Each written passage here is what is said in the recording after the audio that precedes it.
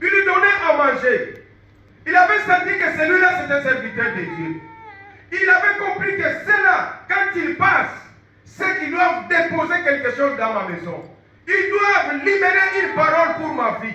Ils doivent faire quelque chose pour mes citations. C'est pourquoi j'ai beaucoup aimé les actes de cette femme synamite. Bien aimé, quand j'ai essayé de faire des recherches, sinon, c'est un petit village du côté de l'Israël. Si nous quittons ici en Europe, si nous prenons l'avion, c'est presque 9 heures du temps pour arriver dans ce petit village-là. Mais qu'est-ce qui m'a intéressé? C'est la façon où cette femme recevait l'homme de Dieu quand il passait. C'est sa façon qu'il recevait les serviteurs de Dieu quand ils étaient en course. Mais il y a eu un jour, il s'est dit, non, je ne dois pas seulement m'arrêter à nourrir ces serviteurs quand ils passent. La femme de distinction. Elle a poussé encore la réflexion plus loin pour se dire, il a dit à son mari, mais tu ne vois pas que cet homme, lorsqu'il vient, il mange, il se ressource encore, il a encore l'énergie pour continuer son chemin, aller parler de la gloire de Dieu. Bien-aimé, qu'est-ce que toi tu fais pour encourager celui qui est à côté de toi, pour qu'il continue de parler de la gloire de Dieu?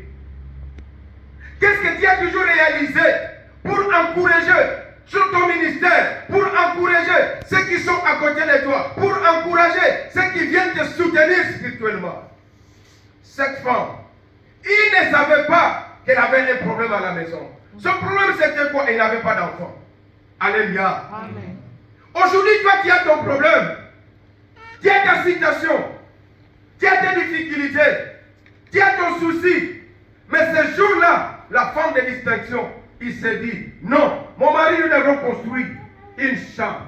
La Bible a dit qu'elle avait construit une chambre avec des murs très élevés. Et il a arrangé très bien cette chambre. Elle a embelli cela. Elle a mis le lit là-bas. Elle a mis la lampe, le chandelier. Elle a mis la table, le siège. Ça veut dire, lorsqu'il viendra, il pourrait passer la nuit dans cette chambre. Alléluia. Amen. Bien, mais elle avait fait du bien. Qu'est-ce que je tire là-bas comme leçon? Des bonnes œuvres. Amen. Alléluia. Amen. Des bonnes œuvres, bien dans ta vie. Que vous soyez femme, que vous soyez homme, l'Éternel Dieu a besoin de nos œuvres. Je pousse encore plus loin mes pensées. Je vois Naomi. On nous a parlé de Naomi la semaine passée. À travers de la sœur Olga. Naomi qui était là, avec ses belles filles, qui ont perdu leur fils, leur mari. Ils ont perdu leur mari. Mais à la fin, Naomi devait rentrer à Jérusalem ou en Israël. Mais Ruth, il s'est dit que non, moi je ne t'abandonne pas. Malgré que j'ai perdu mon mari, mais aussi longtemps qu'on était bien, on vivait bien, on dormait bien, on mangeait très bien, je ne te laisse pas. Naomi, là où tu seras, moi aussi je serai là. Alléluia. Amen. Aujourd'hui, moindre pépin, si tu fais partie, vas-y. Bien aimé, là où tu es, je vais te dire, des bonnes œuvres t'amènera à un endroit que tu n'as jamais arrivé. Alléluia. Bien aimé, Ruth ne savait pas qu'il devait se retrouver en Israël. Elle ne savait pas. Mais à cause de son amour qu'elle a présenté à Naomi, l'affection qu'elle a présentée à Naomi, elle s'est retrouvée à Jérusalem. Elle s'est retrouvée en Israël. Pour aller rencontrer bien-aimé, celui qui était roi. Alléluia. Qu'est-ce qui l'a poussé d'aller rencontrer le roi? Ce sont des bonnes œuvres. Ruth avait la compassion. Elle s'est dit, mais comment je vais laisser Naomi partir seule? Comment je vais laisser Naomi aller plus loin? Et moi je reste dans mon petit village. Il s'est dit que non, je dois aller. Mais elle-même ne savait pas qu'en passant suivre Naomi, il y aura la bénédiction là-bas, devant là-bas. Alléluia. Il y a la bénédiction. Bien, mais quand nous faisons de bonnes choses, de bonnes œuvres, il y a la bénédiction qui nous attend. Ruth va aller rencontrer Boaz, qui n'avait même pas dans sa tête. Mais Dieu avait déjà prévu cela. Mais qu'est-ce qui lui a poussé de rencontrer Boaz? Bien aimé, ce sont des bonnes œuvres. Bien aimé, faisons des bonnes œuvres. faisons de bonnes œuvres. L'Éternel Dieu attend de nous de faire quelque chose. L'Éternel Dieu t'attend de faire quelque chose. Qui sait, en faisant du bien, en faisant de bonnes œuvres, l'Éternel Dieu va se souvenir de toi. Bien-aimé, Ruth est parti et nous connaissons cette histoire. Alors, en parlant d'Élisée, le prophète Élisée qui se promenait, il parlait de la gloire de Dieu. Et ce jour-là, il savait, lorsque je vais arriver dans la maison de Syramite, et je vais manger, et enfin je vais partir. Alléluia. Parce que c'était ça l'habitude. Et il arrivait, lorsqu'ils arrivent, ils mangent, et après, ils continuent son chemin. Mais il y a eu un jour, ce jour-là, les données ont changé. Bien-aimé, laisse que l'Éternel puisse changer tes données. Amen. Il change tes données, bien-aimé. Il y a un matin où tu vas témoigner, bien-aimé. Il y aura une soirée où tu vas témoigner. Il y aura, je ne sais pas, à midi, tu vas témoigner, bien-aimé. Tu t'es réveillé le matin pauvre, mais à midi, tu deviens riche. C'est possible, bien-aimé.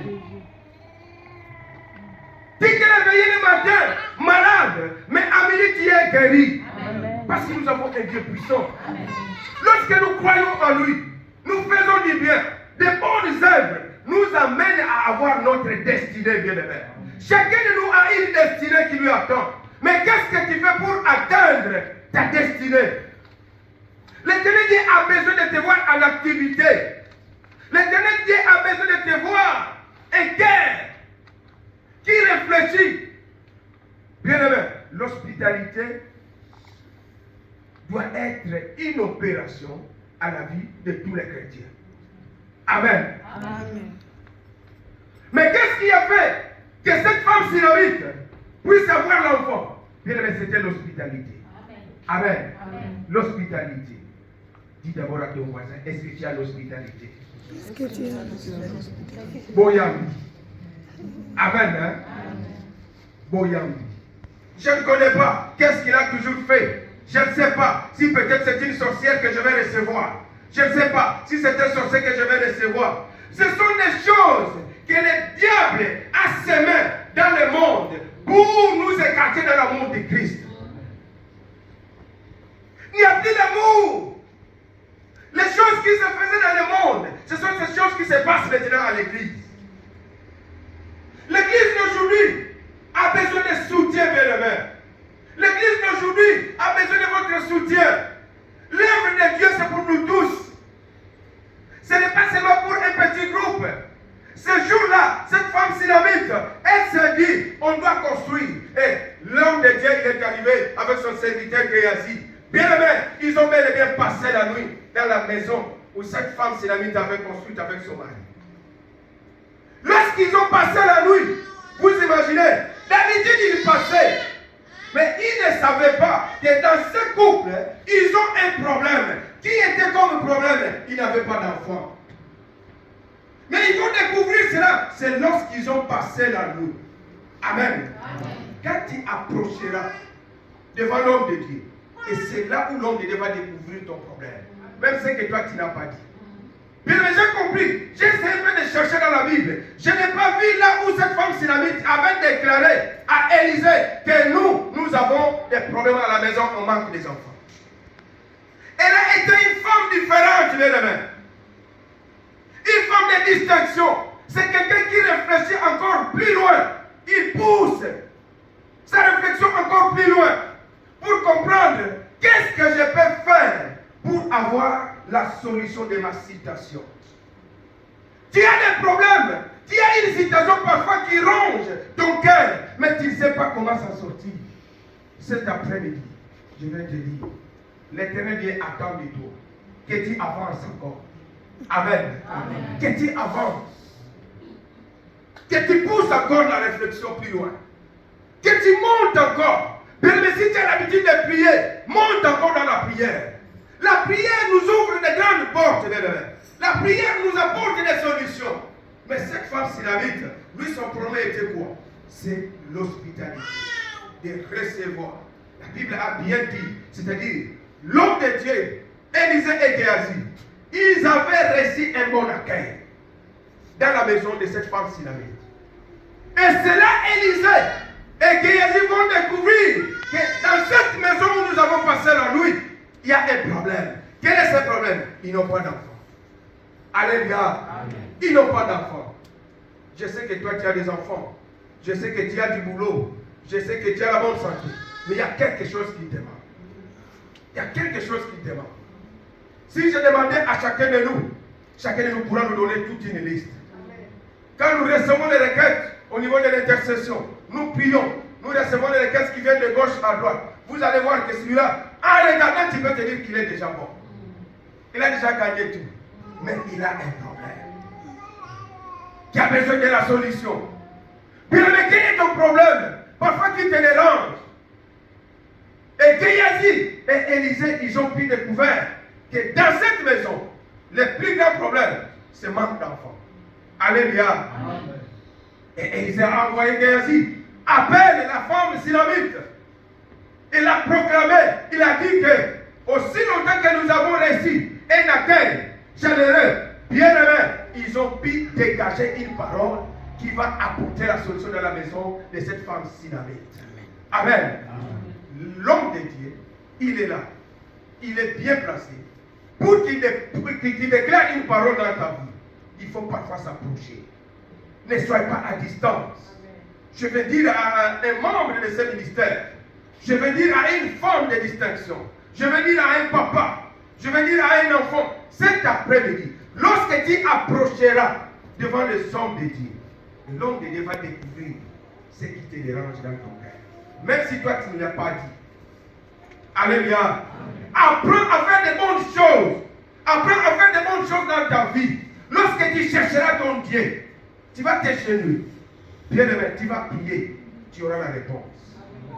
Quand nous recevons, l'évangéliste, je pense qu'il connaît cette histoire ici. Quand nous recevons des requêtes des gens, j'étais encore en Grèce. Il y a une dame qui m'appelle, papa, voilà ma situation. Priez pour moi. Mais je regarde si la liste des bonnes œuvres, je regarde si la liste des mamans qui font du bien, je regarde si la liste des papas qui font quelque chose au sein du ministère, je ne trouve pas son nom. Dis-moi, qu'est-ce que je vais déclarer à l'Éternel? Qu'est-ce que nous allons présenter à Dieu pour ton cas? Qu'est-ce que nous allons demander à Dieu pour ton cas? Parce que si la liste n'y a rien comme quelque chose que Dieu a inscrit, je vais descendre un peu plus loin, bien-aimé. David, qui a acheté des pagnes pour les veuves, Dorcas, qui a acheté des pagnes pour les veuves, il donnait tous ses biens aux veuves. Mais ce jour-là, bien-aimé, il a trouvé la mort. Alléluia. Alléluia. Les veuves pleuraient. Elle pleurait. Pierre est arrivé. Il arrive sur place. Mais vous pleurez pourquoi? Mais Pierre, nous connaissons. Pierre, il était qui? Un serviteur de Dieu. Il s'est dit, mais Pierre, regardez ces pagnes que nous avons vêtues. C'est Dorcas qui a acheté cela. Bien, écoutez, des bonnes œuvres. Des bonnes œuvres dans ta vie. Tu donneras la solution. Si tu n'as jamais fait de bonnes œuvres, bien-aimé, si tu n'as jamais fait réaliser quelque chose, cet après-midi, je viens t'encourager de faire de bonnes choses dans ta vie. Amen. De bonnes œuvres, avoir de bonnes œuvres. Un jour, ça va crier. Et ce jour-là, Pierre a entendu les cris des veuves. Et qu'est-ce que Pierre a dit? Il a prié. Il a demandé à Dieu. Mais ces veuves qui pleurent, Seigneur, écoutez la voix, les pleurs des veuves. Bien-aimé, Naomi était revenue en vie. À cause de quoi? Misala, des bonnes œuvres qui ont été présentées par Dieu. Et lorsque nous prions, je regarde qu'il n'y a rien à dire à l'Éternel Dieu. Je dis, Seigneur, comme tu es un Dieu de miséricorde, prends soin de cette dame. Je m'arrête là-bas. Amen. Amen. J'ai fait mon travail. Ce qui reste, c'est Dieu lui seul. Amen. Amen. Pourquoi? Parce que si la liste, il n'y a pas de bonnes œuvres, il n'y a pas des activités où on peut présenter à Dieu, où on peut parler. Seigneur, regarde cette dame. N'est-ce pas? Un jour, il avait donné quelque chose pour le loyer de l'église. Regarde cette choriste. N'est-ce pas qu'un jour, il nous a fait animer à l'église? Regarde cette femme qui compte aller, qui compte mourir et